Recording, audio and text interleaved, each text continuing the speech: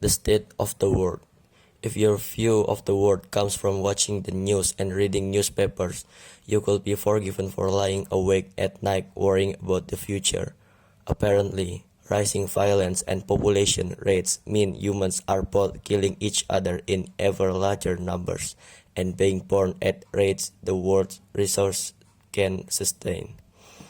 To make matters worse, all the wealth is concentrated on a handful of people in the world's richest countries. People in low-income countries live in poverty while the West gets richer. Depressing, isn't it? Let's take global population first. It's around 7 billion now, in line with figures predicted by the UN in 1958. By the year 2100, the same experts predict it will be around 11 billion. But did you know that 11 billion is probably as high as the number will get? The rate of increase will slow down in the second half of this century thanks to falling birth rates today. In the last 2 centuries, improvements in technology and health mean fewer children died young, fueling rapid population growth.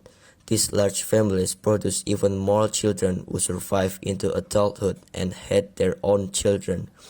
But with the wider availability of contraception in the 1960s, the global average number of babies per woman has declined from 6 babies per woman to as low as 2. The biggest factor in child mortality is poverty, and while it's still true that only 20% of the world takes about 74% of the world's income, 60% of the world now falls into the middle income groups, with 11.6%, the smallest amount of people in history, still living in conditions of extreme poverty. If the majority of the world's people have money, international aid could realistically achieve the UN target of eradicating poverty by 2030. As poverty goes down, life expectancy goes up. Birth rate go down because parents can expect their existing children to survive and the global population stabilizes. As for news stories that make us think the world is an increasingly violent place, there is cause for some optimism too. Between the end of World War II and 1990, there were 30 wars that killed more than 100,000 people. Today, there are still civil wars, but countries are mostly coexisting more peacefully than in the past. However, terrorism has shot up in the last few years and since World War II have killed many more civilians than soldiers. Even for civilians, though, the statistics are not all bad.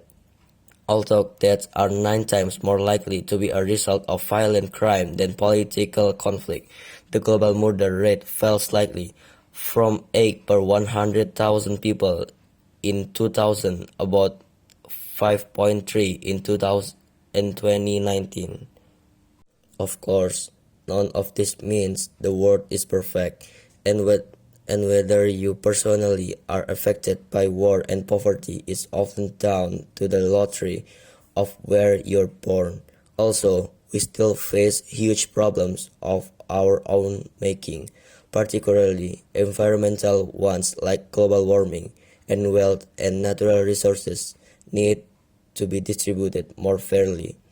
But not at all the news is bad news, whatever the TV and newspapers might say.